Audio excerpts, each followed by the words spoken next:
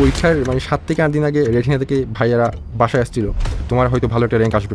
তাকদিরে যেটা ছিল এটা আসলে আমি তো চেঞ্জ করতে পারবো না, কিন্তু আমার পক্ষে যেটা সর্বোচ্চ দেওয়া ছিল সেটা আমি দিছি।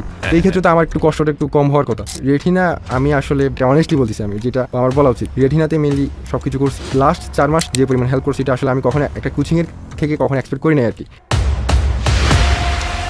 আসসালামু আলাইকুম। Retina medical and dental admission কোচিংয়ের পক্ষ থেকে সকলকে স্বাগত জানাচ্ছি। আপনারা সকলেই জানেন বিগত 19 জানুয়ারি আমাদের মেডিকেল ভর্তি পরীক্ষার রেজাল্ট দিয়েছে। তো এখানে আমরা খুবই অসাধারণ কিছু মানুষকে পেয়েছি, খুবই অসাধারণ কিছু রেজাল্ট পেয়েছি। তো আজকে আমরা কথা বলবো 2024-25 সেশনে মেডিকেল ভর্তি পরীক্ষায় জাতীয় মেধায় দ্বিতীয় মোহাম্মদ সানজিদ অপূর্ব বিন সিরাজের সাথে। সানজিদ, কেমন আছো? জি, আসসালামু আলাইকুম। আলহামদুলিল্লাহ ভালো আছি, আপনি ভালো আছেন? ওয়ালাইকুম আসসালাম, আলহামদুলিল্লাহ। তারপরে সব কিছু ঠিকঠাক, কেমন চলতেছে?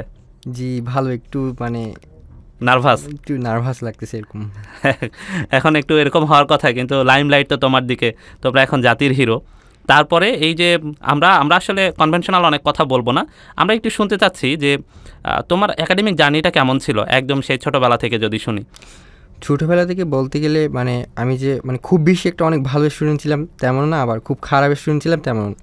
মানে আমার ফ্যামিলি মেম্বার্সরা প্লাস স্কুলের টিচার কিংবা কলেজের টিচার সবাই মোটামুটি আমাকে একটা ভালো স্টুডেন্ট হিসেবে বিবেচনা করতো, তবে খুব বেশি ভালো স্টুডেন্ট ছিলাম এমনও না। আচ্ছা আচ্ছা, এমন ছিলাম। আচ্ছা, তো এরপর থেকে মেডিকেলে আসবা বা এই স্বপ্নটা কখন আসলো, বা শুরু থেকেই কি এরকম চিন্তা ছিল কিনা? একদম শুরু থেকে বলতে গেলে আসলে এরকম কোনো মানে আমার নিজের ইচ্ছে ছিল না, তবে কলেজ লাইফে ওঠার পর থেকে একটু একটু আসলে এই জিনিসটা গ্রো করে আর কি। আচ্ছা, তো ওই সময় কি হতে চাইতা? আসলে আমি মেনলি যেহেতু আমার বড় 2 ভাই ইঞ্জিনিয়ারিং সাবজেক্ট নিয়ে পড়তেছে, আমার মেজো ভাই আর বড় ভাই, তো ওদের যেহেতু আমার ফ্যামিলিতে 2 ভাই যেহেতু ইঞ্জিনিয়ারিং স্টুডেন্ট, সো ওই হিসেবে আমি নিজেও ওদের যেহেতু ফলো করার একটা আছে, তো আর ওদের কথা শুনতাম, সেই হিসেবে আমার মানে প্রথম থেকেই ইচ্ছে ছিল আমি ইঞ্জিনিয়ারিং মানে এই সেক্টরে যাবো এরকম। আচ্ছা আচ্ছা, তো এরপরে হঠাৎ ধরো আগে থেকে চিন্তা করেছো তুমি ইঞ্জিনিয়ার হবা, বা এটা নিয়ে চিন্তাও করে ফেলেছো, এবং তোমার বড় ভাইয়া মাশাআল্লাহ দুইজনেই ইঞ্জিনিয়ার, কিন্তু মাথায় কেন আসলো যে তারা না ডাক্তার হই? এটা আসলে মেইনলি আসে হচ্ছে যখন কলেজে উঠি ইন্টারমিডিয়েটে, তখন এটা মেইনলি 2টা কারণে আসলে মানে আমার আব্বু 2014 সালে কোলন ক্যান্সারে মারা যায়, 2013 সালে ওনার কোলন ক্যান্সার ধরা পড়ে। ওই জিনিসে তো আমি যেহেতু পরিবারের একদম ছোটো সদস্য ছিলাম, তো আমার না যেহেতু বাসায় তো আব্বুর যে হসপিটাল থেকে এখান থেকে ওখানে যাওয়া, এগুলোতে কখনো তো মানে আম্মু তো আমাকে রেখে যাবে না, তো আমিও আম্মুর সাথে মানে ঢাকায় চলে আসছিলাম আর কি। হসপিটাল থেকে হসপিটালে মানে আমার প্রায় 1 থেকে 1.5 বছর প্রায় হসপিটালে থাকা লাগছে। তো আমি আসলে মানে সব কিছু ফেস করছি আর কি, মানে কী হতে পারে, ডাক্তার আসতেছে মানে ক্যান্সার রোগী মানে মারা যাচ্ছে আমি দেখতেছি, মানে এরকম সব কিছু হচ্ছে, মানে ট্রিটমেন্ট থেকে শুরু করে এভরিথিং। তো এই জিনিসগুলো আসলে তো মানে আমি ছোটো হলেও তো একটা জিনিস মেমোরিজ হিসেবে অবশ্যই থেকে যাবে, তো ওটা তো থেকে গেছিলো। কিন্তু এমন না যে মানে এই জিনিসের কারণে আমি তখন থেকেই মানে অনেক বেশি প্যাশনেট, মানে আমি এই সেক্টরে কাজ করব এরকম কখনো কোনো প্ল্যান ছিল না। কিন্তু যখন এই আমার স্কুল লাইফ পেরিয়ে যখন আমি কলেজ আসছি, তখন আসলে আমার আম্মু মানে বলতেছে, মানে যেহেতু আমাদের ফ্যামিলি কিংবা বলতে গেলে আমাদের ব্লাড লাইন মানে আমার তেমন কোনো ডাক্তার নাই আর কি, তো ম্যাক্সিমাম ইঞ্জিনিয়ারিং সেক্টর কিংবা অন্য কোনো সেক্টরে মানে পড়াশোনা করছে কিংবা পাশ করে বেরিয়ে গেছে এরকম। তো ওই হিসেবে চিন্তা করলে মানে আম্মু যেহেতু বলতেছে, মানে আম্মুর একটা তীব্র ইচ্ছে ছিল মানে কি ওনার যেখানে একটা ছেলে মানে ডাক্তার হবে এরকম। তো ওইটার পাশাপাশি আম্মু আমাকে মানে আগের কথাগুলো আম্মুরও তো অবশ্যই মনে আসছে, মানে এগুলো বুঝাতো, তো আমি বলতাম এগুলো আমারও মনে আসছে। তো মেইনলি এই দুইটা রিজনের কারণে মানে আমি আমার ডিসিশন চেঞ্জ করি আর কি। আচ্ছা আচ্ছা, তার মানে আগে থেকে এরকম ইচ্ছা ছিল, কিন্তু পরে যখন দেখলা যে আচ্ছা, তাহলে তো ওই সময় তো যেহেতু 13-14 সময় মানে তুমি বেশ অনেক ছোট হওয়ার কথা, ওই সময় তুমি কোন ক্লাসে ছিলা? আমি ছিলাম ক্লাস 3-তে। তাহলে ওই সময়কার স্মৃতিগুলা কি তোমার মনে আছে, বা কিভাবে কি? হ্যাঁ, অনেকটাই মনে আছে, মানে আমার একদম মানে চোখের সামনে বাঁচতেছে এরকমই মনে আছে আর কি। আচ্ছা আচ্ছা, না এটা মনে থাকার কথা। তাহলে তো বেশ তোমার জীবনে অনেক স্ট্রাগল আছে এবং বেশ কষ্টও আছে, মানে আঙ্কেল ছাড়া বাকি পথ আসতে হয়েছে। তো যেহেতু পরবর্তীতে সিদ্ধান্ত নিয়ে ফেললা যে মেডিকেলে আসবা, এবং মোটামুটি আলহামদুলিল্লাহ আল্লাহ তোমাকে অনেক অসাধারণ একটা রেজাল্ট দিয়েছে, যেটা আসলে সকলের ড্রিম, সকলে চাই যে আমরা এইভাবে বিজয়ী হইতে চাই, তাই না? মানে তুমি বিজয়ীদেরও বিজয়ী বলা যায় আর কি। তো মেডিকেলে আসার পরে তোমার এই ক্যান্সার নিয়ে আসলে কোনো চিন্তাভাবনা আছে কিনা, বা এইটা নিয়ে কোনো ভাবনা আছে কিনা? আসলে আমি যখন মানে মেডিকেল প্রিপারেশন শুরু করি, যদি মানে আমি চিন্তা করতাম যদি আল্লাহ যদি রহমত করে যদি চান্স পাই, তাহলে আমি মানে আমি অনকোলজিস্ট হবো, এরকম একটা চিন্তা ভাবনা ছিল আর কি। যদি আল্লাহ আমাকে মানে রহমত করে, মানে আমি যদি ওটুক পর্যন্ত সবশেষ পর্যন্ত যদি থাকতে পারি, মানে কখন কি হয়তো এটা আসলে বলা যায় না, তবুও তো ওই কমিয়ে থাকলে আমি একজন অনকোলজিস্ট হবো, মানে এরকম একটা চিন্তা ভাবনা ছিল আর কি। যাক, খুবই সুন্দর ব্যাপার। তাহলে মোটামুটি ধরা যায় যে এখন পর্যন্ত তোমার ইচ্ছা তুমি বড় হয়ে অনকোলজিস্ট হবা। জি জি। যদিও বাংলাদেশের হেলথ সেক্টর নিয়ে বা এইটা নিয়ে তোমার কতটুকু আইডিয়া আছে আমি জানি না। অনকোলজি নিয়ে তোমার কোনো আইডিয়া আছে কিনা, বাংলাদেশে অনকোলজি কতটুকু ডেভেলপড, বা এটা নিয়ে কোনো স্টাডি আছে কিনা? যেহেতু অনেকগুলা মানে ক্যান্সার হসপিটাল প্লাস মানে এই ট্রিটমেন্ট সব কিছু নিয়ে আমি আসলে যখন আব্বু মারা যাওয়ার পরও যখন আমি ক্লাস 9-10 পড়তাম, আমি ইচ্ছা করে মানে এগুলা মানে বিভিন্ন মানে রিসার্চ পেপার, তারপর বিভিন্ন জার্নালে গিয়ে দেখতাম মানে আসলে এই মানে একটা নির্দিষ্ট এই পার্টের ক্যান্সারের ক্ষেত্রে আসলে কিউরটা কেমন, মানে পার্সেন্টেজ রেটটা কেমন, মানে এটার মানে রিকভারি রেটটা কেমন, ডেথ রেটটা কেমন হয়, মানে কোন ক্ষেত্রে মানে কি মানে ডেথ রেট একটু বেশি। তো এগুলো আমি সবসময় দেখতাম, মানে কোনটার কিউর বেশি, মানে কোনটা লার্জ স্টেজে গেলে মানে কখন প্রাইমারি স্টেজে কতটুক বেঁচে থাকার সম্ভাবনা। তো সব কিছু নিয়ে আমি আসলে আগে থেকে মানে এগুলো সার্ভে করার ট্রাই করতাম আর কি, মানে আমি বাসায় বসে বসে মানে মাঝে মাঝে যখনই সময় পেতাম তখন। আসলে আমাদের দেশের মানে যেহেতু আব্বুর সাথে মানে হসপিটালে ছিলাম, তো সব কিছু বিবেচনা করলে আসলে শুধু আমাদের দেশে বলতে হবে না, পুরো ওয়ার্ল্ডে মানে এই ক্যান্সার সাইড কিংবা অনকোলজি সাইড এটা কেন কোনো মানে ট্রিটমেন্ট বা মানে এইগুলোর ক্ষেত্রে মানে খুব বেশি যে ডেভেলপড এমনটা আমার আসলে মনে হয় নাই। মানে অনেক কিছু উন্নতি করার মতো অনেক মানে জায়গা এখানে থেকে গেছে, এটা আমার মনে হয়েছে আর কি। আচ্ছা আচ্ছা, হ্যাঁ, আমরা দেখি আর কি যে অনেক বেশি চিকিৎসার যদি প্রয়োজন হয়, অনেক ক্ষেত্রে দেখা যায় যে আমরা বাহিরের দেশগুলোতে চলে যাচ্ছে, বা ইভেন বাংলাদেশেরও এখনও সবগুলা বিভাগীয় শহরগুলোতেও একদম কেমোথেরাপি, রেডিওথেরাপি সব খুব ভালো মতো অ্যাভেলেবল না, যার কারণে আমাদের ম্যাক্সিমামই ক্যান্সার চিকিৎসাগুলো ঢাকা কেন্দ্রিক, রাজধানী কেন্দ্রিক। আর যাদের একটু বেশি কমপ্লিকেশন থাকে দেখা যায় যে তারা ম্যাক্সিমাম ক্ষেত্রে হয় সিঙ্গাপুর যাচ্ছে বা পাশের দেশ ইন্ডিয়াতে যাচ্ছে, এরকম একটা ব্যাপার। তো যেহেতু তুমি অনকোলজিস্ট হতে চাও, আমরা এটা নিয়ে যদি আরেকটু জিজ্ঞেস করতে চাই আর কি। তো মানুষ তো আসলে স্বপ্ন দেখে, এবং তোমার ভেতরে সেই স্বপ্নটা ছিল, এবং সেই স্বপ্নকে জয় করার তীব্র আকাঙ্ক্ষা ছিল জন্যই দেখো আজকে অনেকের মাঝখানে তুমি অনেক অনেক অনেক অনেক ভালো মতো বিজয়ী হয়েছো, তাই না? তো এইরকম কোনো ইচ্ছা আছে কিনা যে না, আমি বাংলাদেশে ক্যান্সার নিয়ে খুব বড় কিছু একটা করতে চাই, বা বাংলাদেশে ক্যান্সার ইনস্টিটিউট বা এরকম কিছু একটা করে ফেলতে চাই, বা আমি আল্লাহ যদি যতটুকু আমাকে সামর্থ্য দিবে সেটার সর্বোচ্চ ব্যবহার করে আমি কিছু একটা করতে চাই? হ্যাঁ, যে আপনি যেটা মেনশন করলেন, মানে আমাদের দেশে ক্যান্সারের ক্ষেত্রে উন্নত চিকিৎসার ক্ষেত্রে মানে মানুষ একটা টেন্ডেন্সি থাকে যেহেতু বাইরে গিয়ে চিকিৎসা করবে যাতে চিকিৎসাটা একটু আরও ভালো পায় আর কি। তো আমাদের দেশ মানে এই ক্ষেত্রে কেন পিছিয়ে থাকবে, বা আমাদের দেশে কেন সম্ভব হবে না, মানে এটা হচ্ছে আমার প্রশ্ন। মানে আমি এটা আগে থেকে চিন্তা করতাম, মানে আমাদের দেশে কেন সম্ভব নয়, তো আগে থেকে এরকম চিন্তা করছিল। তো আমি আসলে যদি আমার আসলে আগে থেকে একটা মানে ইয়া ছিল, যদি এরকম মানে এই সেক্টরে যাই তাহলে আমি একটা ক্যান্সার ইনস্টিটিউট দিব, মানে এরকম একটা চিন্তা ভাবনা ছিল আর কি। মানে এই সেক্টরে কাজ করব, একটা ক্যান্সার ইনস্টিটিউট দিব, এরকম। মাশাআল্লাহ, খুবই খুবই ভালো লাগলো কথা শুনে। আমরা চাই যে আমরা ভবিষ্যতে হয়তো 5 বছর 10 বছর পরে 15 বছর পরে আমরা সানজিদের মতো অনেক বড় বড় অনকোলজিস্ট পাবো। এখন পর্যন্ত আসলে অনকোলজির জায়গা ফিল্ড তুলনামূলক একটু কম আমাদের বাংলাদেশে এই জায়গাটা একটু কম স্যাচুরেটেড চিন্তা করলে আর কি। আচ্ছা, তাহলে এটা তো গেল তোমার ফিউচার প্ল্যানিং। তো এমনি এই যে মেডিকেল অ্যাডমিশনে এইটা কখন থেকে তুমি শুরু করলা? একদম ইন্টারমিডিয়েট ফার্স্ট ইয়ার থেকেই, নাকি সেকেন্ড ইয়ার, বা কোন স্পেসিফিক সময় থেকে তোমার প্রিপারেশনের জার্নিটা শুরু হলো যে আচ্ছা আমি এখন থেকে একটু পড়াশোনা শুরু করি? ইন্টারমিডিয়েট ফার্স্ট ইয়ার থেকে, যেহেতু ইঞ্জিনিয়ারিং প্রিপারেশনটা একটু মানে প্রেশার দিয়ে পড়ছি, তো ফাঁকে ফাঁকে মানে মিডিওঘর একটা আমি মানে একটু এফোর্ট দিতাম মানে মেডিকেলের ক্ষেত্রে, স্পেশালি বায়োলজিটা আমি প্রথম থেকে চেষ্টা করছি মানে ভালো মতো মানে শেষ করে রাখার, যাতে পরবর্তীতে মানে যদি আমি মেডিকেল যেহেতু অ্যাডমিশন দিব মানে, তো ওই হিসেবে মানে কোনো যাতে মোটামুটি একটু পারা যায় এরকম একটা মানে প্রিপারেশন এসিসি নিয়ে রাখছিলাম। কিন্তু ওটা যে অনেক বেশি ভালো এমন না, মানে আসলে মেইনলি এরপরে এসে যখন এডমিশন ফেজে আসছি তখন আসলে এফোর্টটা অনেক বেশি বাড়াই দিছি, মানে পুরোপুরি এখানেই দিয়ে দিছি আর কি ডিভোটেডলি।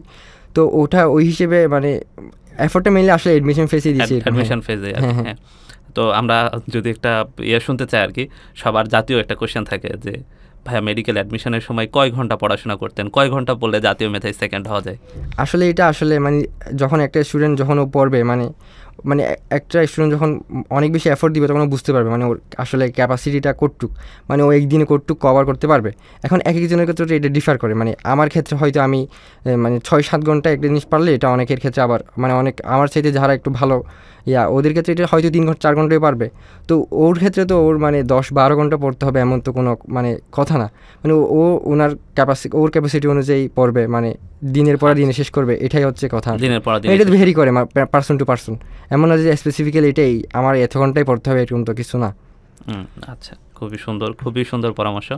আচ্ছা, তোমাদের তো এইচএসসি পরীক্ষা পুরোপুরি হয় নাই। জি হ্যাঁ, কিছু পরীক্ষা হয়েছে এবং কিছু পরীক্ষা হয় নাই, মানে আগে থেকে তো সবগুলা খুব ভালো মতো প্রিপারেশন ছিল, তো পরীক্ষা না হওয়ার জন্য কি তোমার মনে কোনো দুঃখ কষ্ট আছে কিনা যে পরীক্ষা হলে আর একটু ভালো রেজাল্ট হইতে পারে? আসলে পরীক্ষা যখন মানে স্থগিত হবে তখন ওই সিচুয়েশনটা আসলে অত ভালো ছিল না মানে আমাদের দেশের, তো ওই হিসেবে চিন্তা করলে আসলে মানে আফসোস ছিল না যে মানে কি পরীক্ষা কেন হয় না এরকম কোনো আমার মানে অভিযোগ বা কিংবা মনে চিন্তা ছিল না আর কি, মানে ভালো হতো এরকম আসলে চিন্তা ভাবনা আসে নাই। আচ্ছা, তার মানে মোটামুটি যে আচ্ছা ঠিক আছে যেটা হয়েছে এটা মোটামুটি যৌক্তিক বা ওকে। তো ওই সময় তো আমরা দেখছি যে আমাদের দেশে বেশ খারাপ একটা সিচুয়েশনের মধ্যে দিয়ে গেছে, আমাদের অনেক ভাইরা মারা গেছেন এবং অনেকে রাস্তায় আন্দোলন করেছেন, জুলাই বিপ্লব হয়েছে এবং বেশ ভালো একটা সারা জায়গা নিয়ে ব্যাপার হয়েছে এবং সবাই মোটামুটি এটা সম্পর্কে জানে। তো ওই সময় তো তোমারও টুকিটাকি হয়তো ভূমিকা ছিল, আমরা একটু শুনতে চাই যে আসলে আমি একদম প্রথম থেকে মানে যখন দেখতেছি আমি আসলে মানে যে জিনিসটা আমার কাছে মানে এথিক্যালি মানে এটাই আমার কাছে ভালো, মানে এটাই ন্যায়সঙ্গত, যেটা আমার কাছে ন্যায়সঙ্গত মনে হয়েছে আমি প্রথমেই ওটার পক্ষে ছিলাম। মানে এমন না যে পলিটিক্যালি আমি মানে কোনো কিছুতে ইনভলভড হয়ে মানে এমন কোনো কিছুতে ছিলাম এরকম না, মানে আসলে আমার কাছে যেটা ন্যায়সঙ্গত মনে হয়েছে অবশ্যই আমি সবসময় পক্ষে থাকবো। যদি এটা আমার জন্য যদি মানে বিপদে ডেকে আনে, তখন ওই সময় ওরকম সিচুয়েশন ছিল, তবুও আমি সোশ্যাল মিডিয়াতে যত সম্ভব আমার পক্ষে সম্ভব মানে অ্যাক্টিভ থাকার চেষ্টা করছিলাম আর কি। হ্যাঁ, এটা খুবই প্রশংসনীয়। সচরাচর যেটা দেখা যায় যে মেধাবীরা একটু ঘরকুনোই হয় বা এগুলা দেশে যা হয় হোক বাহিরে যা হয় হোক আমি আমারটা ঠিক রাখি। তো এই জায়গা থেকে আমি তোমাকে অনেক ব্যতিক্রম দেখলাম যে না। হ্যাঁ, আমি আসলে এখানে একটা জিনিস মেনশন করতে চাই, মানে অনেকে মানে আমাকে বলতে চাচ্ছে মানে কি যেহেতু জাতীয় মেধায় মানে দ্বিতীয় স্থান অধিকার করেছি মানে আমি মানে নার্ড টাইপের একটা ছেলে, মানে এরকম অনেক কথা শুনতেছি, কিন্তু আসলে এরকম কিছু না। আমি সব কিছু করছি, মানে একটা মানে অ্যাজ ইউজুয়াল একটা স্টুডেন্ট যেরকম করে সব কিছু করছি, গেম খেলছি, পড়ছি, খেলছি, আমি অনেক বেশি ক্রিকেট দেখি, মানে আমি হয়তো আমার একটু এডমিশন ফেজে মানে ক্রিকেট দেখার একটা মিস গেছে, আমি কখনো মানে ইভেন একটু মানে একদম রিজিওনাল যেগুলো ক্রিকেট হয় এগুলোও আমি কখনো মিস করি না, মানে সবসময় আমি একটু স্পোর্টস অনেক বেশি দেখি। তো এটা আসলে মনে করার এরকম কিছু নাই যে মানে সারাদিন পড়ি কিংবা এরকম কিছু। তো সানজিদ বেশ ভালো ক্রিকেট ফ্যান বলা যায়, বেশ সব ধরনের খেলাধুলায় সে আগ্রহী, ক্রিকেটটা বেশি আগ্রহী না? আচ্ছা, তাহলে তোমার তখন মনে হয়েছিল কিনা যে আমি মনে হয় জাতীয় মেধায় সেকেন্ড হয়ে যাচ্ছি, বা আচ্ছা যে প্রিপারেশন আছে আচ্ছা এত দুরন্তপনা করার পরেও আমি এরকম একটা রেজাল্ট করব, এরকম কোনো চিন্তা ভাবনা? আসলে এটা একদম কখনোই ছিল না, মানে আমার টিচার মানে কোচিংয়ের টিচার কিংবা ফ্যামিলি মেম্বার্সরা হয়তো মনে করতেছে যেহেতু কোচিংয়ের মার্কস সবখানে দেখতেছে ভালো আসতেছে, তো ওনারা মনে করতো মানে কি আমার হয়তো ভালো র্যাঙ্ক আসার একটা পসিবিলিটি আছে। মানে টিচাররা যখন আমি কোচিংয়ে যেতাম তখন বলতো মানে তোমার হয়তো ভালো একটা র্যাঙ্ক আসবে, কিন্তু আমি বলতাম মানে ভাইয়া আসলে আগে যদি আল্লাহ যদি চান্স দেয় এটা আসলে আমি অনেক বেশি স্যাটিসফাইড থাকবো, মানে আমার এরকম কখনো ছিল না মানে আমার র্যাঙ্কটা ভালো আসুক এরকম কখনো চিন্তা আসলে ছিল না আর কি, মানে আমি এক্সপেক্টও করতাম না আসলে। আচ্ছা, খুবই সুন্দর ব্যাপার। তাহলে যখন এমনি কোচিংয়ের দিনগুলো তোমার কেমন ছিল? কোচিংয়ের দিনগুলো যদি একটু স্মৃতিচারণ করি আমরা, যখন রেটিনাতে ভর্তি হইলা, যখন ক্লাসগুলো করলা, ওই দিনগুলো কেমন ছিল? কোচিংয়ে মানে আমি প্রথম দিন থেকেই আমি একটা মানে এক্সামও মিস দিই নাই, ক্লাসও মানে মিস করি নাই আর কি, পুরোপুরি যতটুক কোচিং প্লাস আমার বাসায় পড়া যতটুক মানে সম্ভব পুরোটাই দেওয়ার চেষ্টা করছি। মানে একটু প্রথম অনেক বেশি প্রেশার ফিল হইতো, কারণ একটু কুপ আপ করতে তো সময় লাগবে, কিন্তু পরবর্তীতে যখন এক মাস গেছে তখন থেকেই মানে এটার সাথে মানে অ্যাডাপ্টেড হয়ে গেছি, তো পরবর্তীতে আর তেমন কোনো কষ্ট হয় না। আচ্ছা, আর যেহেতু অ্যাডমিশনের সময়টা আসলে খুবই সংকীর্ণ একটা সময়, সেই তুলনায় আমাদের অনেকগুলা পড়াশোনা করতে হয়, দিনে আসলে অনেকগুলা পড়া থাকে এবং প্রতি লেকচারেও আমাদের বেশ ভালোই পড়াশোনা। তো এইগুলা শেষ করাটা মানে তোমার কি দিনের পড়া খুব ভালো মতো দিনে শেষ হতো কিনা?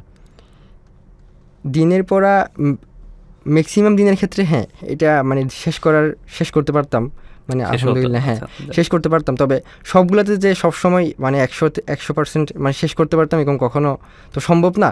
তো এরকম কিছু কিছু গ্যাপ তো থেকে যেত। তো এগুলো পরবর্তীতে যদি আমার কোনো একটা টপিক যেই সাবজেক্টে আমার পরবর্তীতে পরীক্ষা ওঠাতে আমি যদি আগে থেকে ভালো মতো পড়া থাকে তো ওটাতে তো আমার কম টাইম লাগতেছে। তো আমার যে টাইমটা বেঁচে যেত আমি আগে যেগুলো একটু কম পারার মানে আমার একটু ভুল হইতো এই জিনিসগুলো আমি পড়ে ফেলতাম আর কি। আর এমনি ওভারঅল ক্লাসগুলো সম্পর্কে তোমার অনুভূতি কি, মানে কেমন লাগতো? ক্লাসগুলোতে ভাইয়েরা মানে ভালো মতো বোঝাই দিত কোন টপিকটা আসলে খুব বেশি ইম্পর্টেন্ট আর মানে কোন টপিকগুলো বেশি জোর দেওয়া উচিত, কোনটাতে কম জোর দেওয়া উচিত। তো ওই জিনিসটা দেখলে আমি বুঝে যেত এই জিনিসটা আসলে মোটামুটি দেখে পারবো এরকম এভাবে বললে হবে, আর এই জিনিসটাতে অনেক বেশি জোর দিতে হবে, এই জিনিসটা ভালো মতো বোঝা যেত ক্লাসগুলো করলে। তো এই ক্ষেত্রে অনেক বেশি একটু হেল্প করছে। হ্যাঁ, এইটাও তো আসলে বলতে গেলে ওই সময় সবগুলা টপিক ইন ডিটেলস পড়ানোর মতো সময় না, আবার কোনো কিছু আমি একেবারেই পড়াবো না এরকমও সময় না। তবে আমাদের যেটা ছিল যে এই যে এরিয়া মার্ক করে দেওয়া বা লাইনগুলো দাগিয়ে দেওয়া কিছু কিছু জায়গা, হ্যাঁ এই টপিকগুলো খুবই গুরুত্বপূর্ণ। ইভেন আমাদের ডাইজেস্ট আমাদের প্রকাশনা যেগুলো আছে সেগুলোতে উল্লেখ করে দেওয়া যে এই চ্যাপ্টারে এক নজরে চ্যাপ্টারের শুরুর দিকে আসলে কোনগুলো টপিক বেশি গুরুত্বপূর্ণ কম গুরুত্বপূর্ণ স্টার করে দেওয়া, এগুলো আসলে তোমার জন্য ইফেক্টিভ ছিল কিনা? হ্যাঁ অনেক বেশি এফেক্টিভ ছিল, মানে মেইনলি ডাইজেস্টের কথা বলতে হয়, কারণ আমার তো আসলে 4টা রাইটার একসাথে পড়া সম্ভব না। আমি আসলে মেইনলি অ্যাডমিশনে বলতে গেলে 2টা রাইটারই ফলো করছি, মানে প্রত্যেক ফিজিক্স কেমিস্ট্রি বায়োলজির জন্য মানে আমি 2টা রাইটার বই হিসেবে পড়ছি, কিন্তু বাকি যে রাইটার ছিল এগুলো তো আসলে আমার পক্ষে তখন মানে 4 মাসে পড়া সম্ভব ছিল না। তো আর ACC-তে যেহেতু আমার ওরকম প্ল্যান ছিল না যে আমি মেডিকেল প্রিপারেশন পুরোপুরি এফোর্ট দিয়ে দিব, তো এই জন্য আমি আসলে সব রাইটার তো পড়ার এরকম একটা মানে টাইম পাই নাই বা চিন্তা যেহেতু ছিল না, তো ওইটা যেহেতু আমি তো এই টাইমে এসে তো কভার করতে পারবো না, 4টা রাইটার তো আমি ভালো মতো পড়তে পারবো না। তো ওই হিসেবে ডাইজেস্টের ক্ষেত্রে ডাইজেস্টে যেহেতু সব কমপ্লিট করে দেওয়া ছিল তো অনেক বেশি এই জিনিসটা হেল্প করছে আর কি, মানে অন্যান্য রাইটারের ক্ষেত্রে। যাক, আর আমরা এবার স্পেসিফিক্যালি একটা জিনিস ট্রাই করছি যে অন্য বইয়ের ইনফরমেশানগুলো আমরা তো কিছু বই মূল বই হিসেবে পড়াই, কিছু বই সহযোগী বই হিসেবে পড়াই। তো সহযোগী বইয়ের যেগুলো গুরুত্বপূর্ণ তথ্য সেগুলো আলাদা কালার করে দেওয়ার জন্য, তো যাতে এইটা আসলে স্টুডেন্টরা বুঝতেই পারে যে সে অন্য রাইটারের বই পড়তেছে বা এই লাইনটা পড়তেছে। যাই হোক, আর এমনি এই যে কোচিং থেকে যে তোমার সাথে রেগুলার যোগাযোগ মেনটেন করা হতো, এই জায়গাটা সম্পর্কে কিছু বলতে চাও কিনা? স্পেশালি বলতে চাই পরীক্ষার মানে 7 থেকে 8 দিন আগে রেটিনা থেকে ভাইয়ারা বাসায় আসছিল। তো ওনারা বলতেছে মানে তোমার আগের রেজাল্ট অনুযায়ী তোমার হয়তো ঢাকার একটা মেডিকেল আসবে, মানে যদি আল্লাহ রহমত করে। তো আমি তখন আসলে ভাইয়াদের বলতেছিলাম আসলে আমি কখনো এরকম চিন্তা করি না যে মানে আমার ঢাকার একটা ভালো মেডিকেল আসবে, কিন্তু আমি হয়তো মোটামুটি একটু এক্সপেক্ট করি, মানে যেহেতু অনেক বেশি এফোর্ট দিছি হয়তো আল্লাহ চাইলে একটা মানে আমার মেডিকেলে একটা সিট হইতে পারে, মানে এটা তো ভাইয়াদের এটা বোঝাইতে পারে। আর ওনারা অনেক বেশি এসে বলতেছে না তুমি যেভাবে নিজেকে লো এস্টিম ফিল করতেছো আসলে এরকম উচিত না, মানে একটু তুমি যতটুকু এফোর্ট দিচ্ছ ওই হিসেবে তোমার আসলে একটু তোমার কনফিডেন্সটা একটু বাড়ানো উচিত, মানে তুমি যেভাবে চিন্তা করতেছো ওইভাবে না উচিত না। তো ওইখানে আসলে এই জিনিসটাতে একটু পরীক্ষার সময় প্রেশারটা একটু যাতে কমে যায় ওই জিনিসটা হেল্প করছিল আর কি। আচ্ছা, যাক, খুবই সুন্দর ব্যাপার। আচ্ছা, তো ওই সময়টাতে তার মানে তোমার ভেতরেও একটা নার্ভাসনেস ছিল, বেশ ভালো রকমই ছিল। তো ওইটাকে কিভাবে কাটায় উঠলা? এটাতে আসলে পরীক্ষার দিন সকালে কেটে গেছে, এটা পরীক্ষার আগের 7 দিন বলতে গেলে আমি বইয়ের কি লাইন পড়ছি আসলে আমি মানে আমার এগুলো তো আগে থেকে পড়া, কিন্তু এগুলো আসলে আমি পড়তেছি কিন্তু আসলে মাথায় এতই বেশি প্রেশারে ছিলাম মানে লাস্ট 7 দিন মানে এগুলো পড়তেছি কিন্তু মনে হচ্ছে এগুলো আমি আসলে কিছুই পড়ি নাই আগে কখনো, পারিও না, অথচ আমি এগুলো মানে এই জিনিসগুলো অনেকবার পড়ছি তবুও মনে হচ্ছে এগুলো আমি পারি না কিছু। মানে লাস্ট 7 দিন আসলে মানে আমার মনে হয়েছে আসলে কিছুই ঢুকে নাই, আমি মানে 7 দিন আগের যেটুকু প্রিপারেশন ছিল ওইটার উপরে বেস করে আমি পরীক্ষা দিতে গেছি এরকম। আচ্ছা, মানে সবই ভুলে গেছি বা তখন আরো বেশি অসহায় ফিল হয় যে আচ্ছা এত কষ্ট করে এতদিন পড়াশোনা করলাম কি হলো। আচ্ছা, আমরা যতদূর শুনছি যে তোমার কাছ থেকে তুমি মোটামুটি অ্যাডমিশনের সময় কোনো সময় অপচয় করো নাই, একদম পুরোটা সময়েরই ব্যবহার করার চেষ্টা করছো। মানুষের বেসিক যে নিডগুলো আছে সেই নিডগুলো পূরণ করার সাথে সাথে হ্যাঁ শেষ হয়ে গেছে, আবার তুমি পড়াশোনায় ব্যাক করছো, তাই না? তো মানে কোন জিনিসটা এত বেশি মোটিভেট করে রাখছে তোমায় বা এত বেশি ধরে রাখছে যে তোমার এত ঠেকা কেন বা আমাকে এতই পড়তে হবে, এই আর্টসটা কোত্থেকে আসলো? এটা আসলে মানে আমার আসলে অনেক বেশি এফোর্ট দেওয়ার অভ্যাসটা একটু যদি আমি মেনশন করতে চাই তাহলে এটা আমার এসএসসি পরীক্ষার ক্ষেত্রে একটু বলতে হয়। কারণ এসএসসিতে প্যান্ডেমিক টাইম ছিল, তো ওই টাইমে এরকম সিচুয়েশন ছিল মানে মানুষের ক্ষেত্রে মানে পড়ার একটা মন মানসিকতা থাকবে এরকম ছিল না। তো আমি ক্লাস 9 যেহেতু আমাদের কোভিড-19 প্যান্ডেমিকটা আমি 9 ওঠার পর থেকে শুরু হয়েছে, তো 1 থেকে 1.5 বছর পুরা মানে গ্যাপ পড়ে গেছিলো, মানে পড়লেও দিনে হয়তো 1 ঘন্টাও ভালো মতো পড়া হইতো না। তো যখন এসএসসি পরীক্ষার টাইমটা দিয়ে দিচ্ছে তখন এর 6 মাস আগে মানে যেহেতু অনেক বেশি ভাস্ট মানে সবগুলো টপিক থেকে গেছে, তো আমি একদম মানে 6 মাসের একদম অনেক সবগুলো অনেক ভালো মতো পড়ার জন্য, ভালো একটা মার্কস আসার জন্য তখন থেকে অনেক বেশি এফোর্ট দিয়ে দিয়েছিলাম। তো ওইখানে যেহেতু আমার অভ্যাসটা ছিল, তো ওখানে এসে মানে এই ক্ষেত্রে এসে আমার এই জিনিসটা কাজে লাগাতে পারছি আর কি। আর এই ক্ষেত্রে এসে আবার কেন এফোর্টটা অনেক বেশি দিছি এই মানে এই মোটিভেশনটা করতে আসছে আসলে মেইনলি আসলে ওই যেটা আগেই মেনশন করলাম, আব্বুর অসুখ প্লাস ভাইয়াদের কথাবার্তা প্লাস আম্মুর একটা তীব্র ইচ্ছা, তো ওইটা বারবার মনে পড়তো আর কি। মানে পাশাপাশি আমার আত্মীয় স্বজন সবাই চাইতো, যেহেতু মানে সবার একটা এক্সপেকটেশন আগে থেকেই ছিল মানে আমি ভালো করব, তো ওইটাও বারবার মনে পড়তো আর কি। হ্যাঁ, এইটার উপর তারা যখনই হতাশা আসতো বা যখনই মনে হতো না আমাকে দিয়ে হবে না বা আমি হয়তো আর পারতেছি না, এই ফিলটা তো আসলে আসা শুরু হয় শেষের দিকে এসে আরো বেশি। ওই সময় এগুলাই তোমাকে অনেক বেশি মোটিভেট রাখতো আর কি, আরো বেশি ইয়ে করতো যে আচ্ছা এগুলো ব্যাপার। আর পড়ার ক্ষেত্রে আমি অনেক বেশি মানে পড়ার পর অনেকে মানে আমার মাথায় আসতো মাঝে মধ্যে হয়তো এত বেশি এফোর্ট দিচ্ছি মানে এমনও হইতে পারে চান্সও মিস গেছে, কিন্তু আমি আসলে নিজে এরকম মানে চিন্তা করতাম আসলে আমি যতটুকু পসিবল ততটুকু এফোর্ট দিছি, এখন যদি কোনো কারণে যদি আল্লাহ না করুক এরকম চান্স মিস যেত তাহলে আমি কি করব। এখন তো আসলে আমার তাকদিরে যেটা ছিল এটা আসলে আমি তো চেঞ্জ করতে পারবো না, কিন্তু আমার পক্ষে যেটা সর্বোচ্চ দেওয়া ছিল সেটা তো আমি দিছি, তো এই ক্ষেত্রে তো আমার একটু কষ্টটা একটু কম হওয়ার কথা, তো ওরকম চিন্তা করতাম আর কি। ঠিক। আরেকটা তোমাদের জন্য মেডিকেল যারা প্রিপারেশন নিচ্ছে বেশ কয়েক বছর ধরে খুব বেশি চ্যালেঞ্জিং সেটা হচ্ছে যে আমরা এইচএসসিতে শর্ট সিলেবাস পড়ি, কিন্তু আমাদের মেডিকেল ভর্তি পরীক্ষার কোয়েশ্চেন হয় ফুল সিলেবাস থেকে।